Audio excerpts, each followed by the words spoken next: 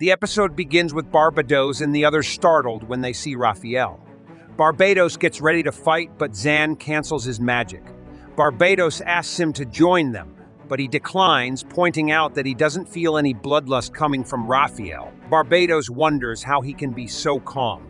Raphael points out that he only snots out the embers that run the risk of turning into an inferno, leaving Zan wondering what he wants when he mentions his hobby of killing sorcerers. Inquiring about Zan's altercation with Chastity, he wonders how she handled him. He thus observes that she is the strongest opponent he has ever faced.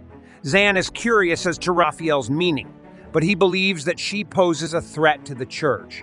He talks about how she refused to have the church look for him, so they had good reason to get rid of her. Zan is shocked that she shielded him, and Raphael makes the decision to go. Zan discovers that Raphael was seeking a motive to kill Chazal and had come to validate their relationship. He then informs Raphael that the town is his domain and threatens to deal with him if he disobeys. Raphael finds this amusing and believes the man to be an intriguing archdemon.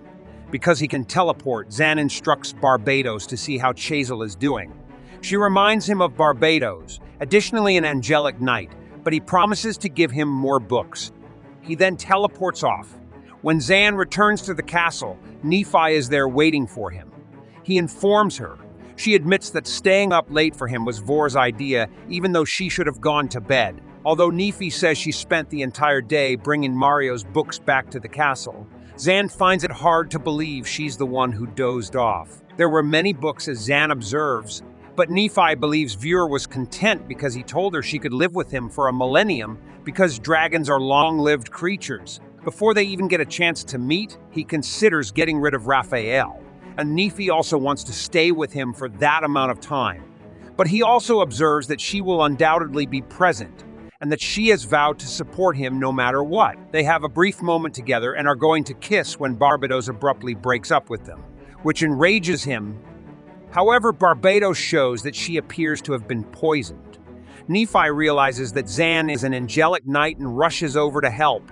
When she sees the chakra sword, she realizes that Zan is asking for help and attempts to attack by transforming her arm. Zane, though, interrupts her. He says, Chazal is here, but Vur says she turned into a sorceress to exact revenge on the angelic knights. If Chazal ever hurt her, Zen wonders. She then confesses that her father was killed by someone wielding a holy sword. Zane points out that since Chaz was a different person, exacting revenge on her would be pointless and would only make her enemies stronger, making her retaliation even more difficult in the future. As Vale questions his knowledge of retaliation, he observes that it consists of subjecting our targets to suffering, pushing them to the brink of despair, and forcing them to plead for death in order to get Vale and Nethi. To hear his explanation, and the veil of wonders was shocking. If he has ever sought revenge, he says he was unsuccessful since. Rather than causing them suffering, he quickly killed the target. He therefore felt no better. By doing so, he warns her not to make the same error, and she eventually settles down. When Shasta wakes up, Zan asks her where she is. If she can recall the events, she would have said that she was called by a letter, and that she met a mysterious member of the church's reconciliation faction who support coexistence with sorcerers. He gave her the name Orbis and urged her to call out, asking her to think about joining them. As she heads back, she considers joining if she ever needs assistance. But that's when the tea poisoning occurred. Zan believes Raphael could have simply killed her, but she wonders if he poisoned her, since she is Nephi's friend. Zan says she is welcome to stay at the castle. However, as Zen observes, we see her the following day working as a maid. He gave her permission to stay, but did not specify that it would be free. Vur gives her a nasty look and leaves. She thus questions whether she upset her. Zane clarifies things for her by bringing up Valer's father. She questions whether she should go, but Zan is certain that Vur won't act foolishly. Zan laughs at Chanel as we hear her scream and notice a frog on her face. It appears that Vanessa has turned to pulling practical jokes on her.